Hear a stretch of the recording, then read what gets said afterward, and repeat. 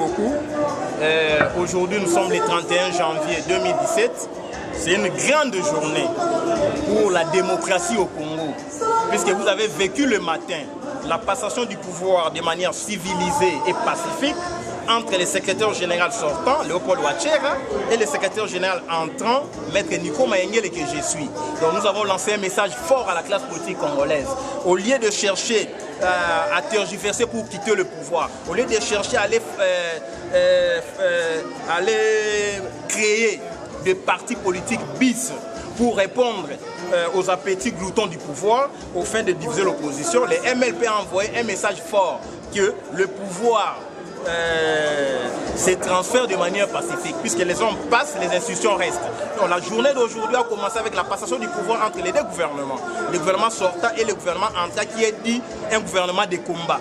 Et vous avez vu, je suis entouré de tous mes ministres ici à la cérémonie de l'échange de vœux, qui n'est que les prolongements de l'activité du matin qui a été la remise et reprise. Maintenant, on fait l'échange de vœux avec le gouvernement entrant, le gouvernement sortant et l'ensemble de nos militants. Je tiens à signaler qu'il y a des délégations qui sont venues de tout le parti du monde. Des délégations qui sont venues de l'Europe, des délégations qui sont venues de France, Belgique, Canada, Amérique.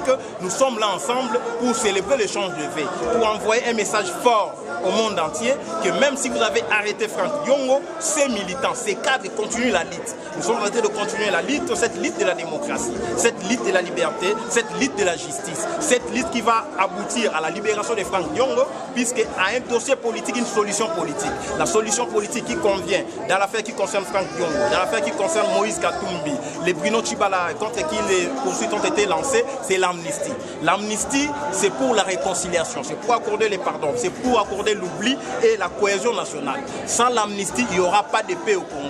Parce qu'il y a des millions de Congolais qui ont cru à la lutte de Franck Diongo, qui ne réclament que sa libération. Et c'est à juste titre que ces Congolais-là réclament. Plus on réclame, plus on ne le fait pas, les Congolais seront en mesure de manifester. Nous ne voulons pas pousser les gens dans la rue pour libérer Franck Diongo. C'est pourquoi nous avons soutenu le démarche, les initiatives menées par Senko pour que nous obtenions la réconciliation nationale en proposant une loi d'amnistie au gouvernement du rassemblement qui sera mise en place. Mais si les politiciens ne s'attendent pas, je crois que l'action reviendra au peuple, la balle reviendra au peuple, puisque le peuple, on ne le dépasse pas, le peuple, on ne le dribble pas. En vertu de l'article 5 de la Constitution, la souveraineté appartient au peuple. C'est ainsi que je suis là comme secrétaire général du MLP, nouvellement investi, pour mobiliser le peuple, pour mobiliser l'ensemble de nos militants, pour pouvoir arracher, 1, la libération de Franck Diongo, 2, la redynamisation des activités du parti, 3, la restructuration du parti, 4, l'implantation du parti tant à l'intérieur qu'à l'extérieur du pays. Bref, nous nous préparons pour les élections et nous allons gagner haut la main les élections.